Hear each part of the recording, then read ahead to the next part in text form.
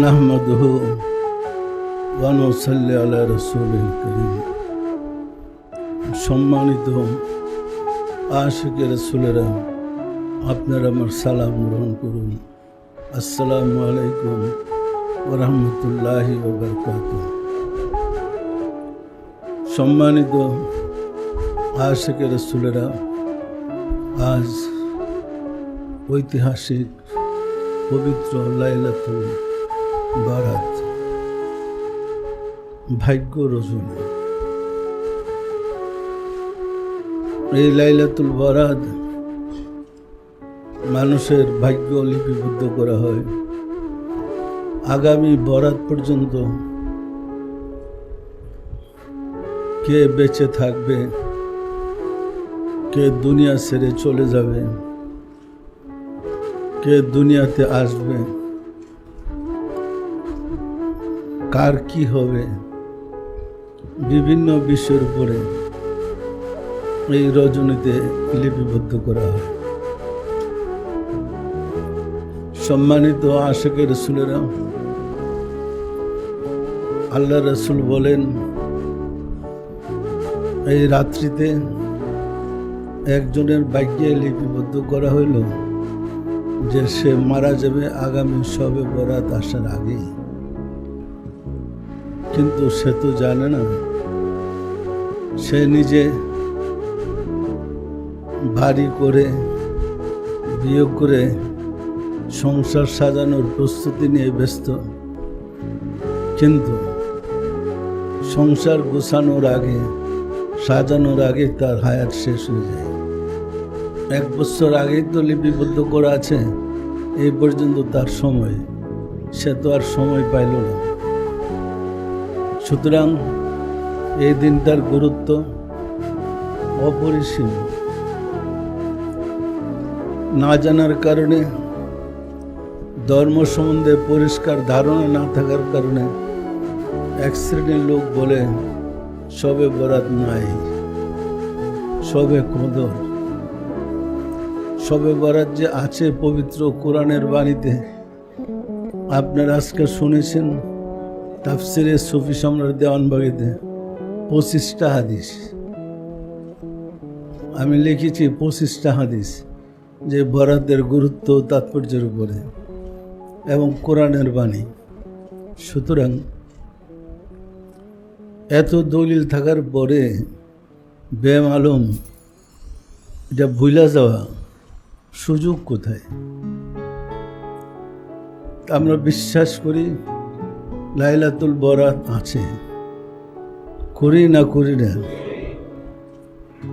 এবং আমরা আমাদের তাফসিরে কোরআন হাদিসের পাশাপাশি বাস্তব অভিজ্ঞতার আলোকে বরাতের অনুষ্ঠানটা কিভাবে কোথায় হয় তাও বিস্তারিত লিখেছি। আমার জানা নাই ইতিপূর্বে কোথাও কোনো সুফি এ কথা বলেছে বা লিখেছে। সম্মানিত আশিকে রাসূলেরা, এত পবিত্র রজনী, বরাতের রজনী, ভাগ্য রজনী, কিন্তু বুঝতে না পেরে আমরা যদি এটাকে মনে করি শিরিক বেদাত, এটা কি আমাদের বোকামি হবে না? হবে না, হবে না। হুজুররা বলে যে কোরআন হাদিসে এর দলিল নাই। আজকে আমাকে আমাদের মুহাদ্দিস সাহেব একটা পত্রিকা দেখাইছে, আল্লাহ বলে কদর, বান্দা বলে বরাত। আসলে কোনটা? পত্রিকায় লেখছে আল্লাহ বলছে রাত্রিটাকে কদর, বান্দা বলে বরাত। আসলে কোন রাত? আল্লাহ এটাকে কদর বলছে কোথায়? লাইলাতুল কদরে খায়রুম মিন আলফি শাহর আছে না নাই? ওইটা হলো কদরের রাত্রি। আর লাইলাতুল মুবারাকাতুন ইন্না কুন্না মুনজিলিন, এটা হলো মুবারকময়, বরকতময় রজনী। শবে বরাত, ভাগ্য রজনী। আমরা বলতে পারি লাউহে মাহফুজ থেকে পবিত্র কোরআন শবে বরাতে আল্লাহর কাছ থেকে রাসূলের কাছে পরিপূর্ণ কোরআন নাযিল হয়েছে। এক রাত্রে পরিপূর্ণ কোরআন। আর কদরের রাত্রে মাত্র 5 আয়াত নাযিল হয়েছে। এরপরে যখন যে আয়াতের প্রয়োজন তখন নাযিল হয়েছে, কিন্তু পরিপূর্ণ কোরআন নাযিল হয়েছে রাসূলের কালবে বরাতের রাত্রিতে। পরিষ্কার। সম্মানিত আশিকে রাসূলেরা, কদরের রাত্রি সম্বন্ধে বলছে লাইলাতুল কদরে খায়রুম মিন আলফি শাহর, 1000 মাসের চেয়ে শ্রেষ্ঠ। আর বরাতের রাত্রি সম্বন্ধে বলছে মোবারকময় রাত্রি, বরকতের রাত্রি, রহমতের রাত্রি, ভাগ্যের রাত্রি। তো কদরের রাত্রি আর ভাগ্যের রাত্রি কি এক কথা? সুতরাং এই রাত্রি তো বাজেট পাস হইল যে 1.5 মাস পরে না রাসূল সাল্লাল্লাহু আলাইহি ইসলামের কাছে ওহী আসবে এবং মানব জাতির মুক্তির বিধান আল কোরআন নাযিল হবে প্রয়োজন অনুযায়ী। সত্যি সত্যি দেখা গেল রমজান মাসের 27 রাত্রিতে রাসূলের কাছে আল্লাহ ওহী করলেন 5টা আয়াত। ইয়া মুহাম্মদ ইকরা মা আনা বিকারিন।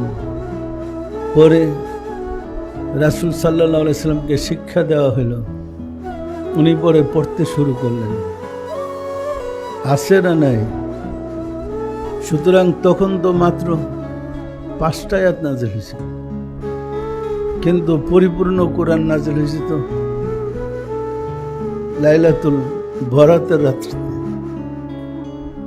এরপরে রাসূল সাল্লাল্লাহু আলাইহি সাল্লাম ওই আয়াত নাযিল হইলে উনি তাড়াহুড়া করতেন, আবার যদি ভুলা যায়, আয়াতটা মনে না থাকে, আল্লাহ বলেন হে রাসূল আপনি নিয়ে চিন্তা করতে হবে না, আমি আপনার জন্য ব্যবস্থা করে রেখেছি। অর্থাৎ আগেই তো আপনার কলবে 30 পারা কোরআন যা নাযিল হবে তা ঢুকাইয়া দিয়া রাখছে। যখন প্রয়োজন ওইখান থেকে বাইরিয়া নাফসির মুকাম থেকে শুধু সুদূরের মুকামে আসবে। পরিষ্কার। ওই কিন্তু নাফসির মুকাম থেকে সুদূরের মুকামে হইত, মানে কলবের 7টা স্তর, ভিতরের 7ম স্তরের নাম নাফসির মুকাম। ওই নাফসির মুকামে আল্লাহ থাকেন, সুদূরের মুকামে নাফসির মুকাম থেকে ওহী হয়। এই কারণে উপস্থিত সাহাবা ইকরামগণ সবাই বসা, ওহী নাযিল হইতেছে, কেউ দেখে না, কেউ জিবরাইলকেও দেখে না, কেউ ওহী পড়তেও শুনে না, রাসূলের কাছে ওহী নাযিল হইতেছে। এরকম নয় কি? তাহলে আপনি মনে মনে একটা জ্ঞান পাইতেছেন, আপনার পাশে যে বসে সে কি সেটা দেখবে, সেটা শুনবে? এটা তো মনের জ্ঞান, কলবের থেকে কলবের ট্রান্সফার, নাফসের মুকাম থেকে সুদূরের মুকামে পাঠিয়ে দেওয়া। পরিষ্কার। সম্মানিত আশিকে রাসূলুল্লাহ, এই বরাতের রজনীতে আমাদের রুনাজারি করা, আল্লাহর কাছে কান্নাকাটি করা, যেন আল্লাহ আমাদের ভাগ্য খুলে দেয়। আর কার ভাগ্য শেষ হয়ে যায় সেটাও বোঝা কঠিন। কিন্তু গত বছর আমরা আরও অনেক জাকের ভাইকে নিয়ে একসাথে সবে বরাত পালন করেছি। এই সবে বরাত আসতে দুনিয়া থেকে অনেক কয়জন বিদায় হয়ে চলে গেছে, তাদের আর এই সবে বরাত হয় নাই। আগামী সবে বরাত আসতে আবার কয়জন বিদায় হয়ে যাবে সেটা আল্লাহই ভালো জানেন, সত্য নয় কি? সুতরাং নিয়মিত তরিকার আমল করেন, মুরাকাবা করেন, সাধনা করেন।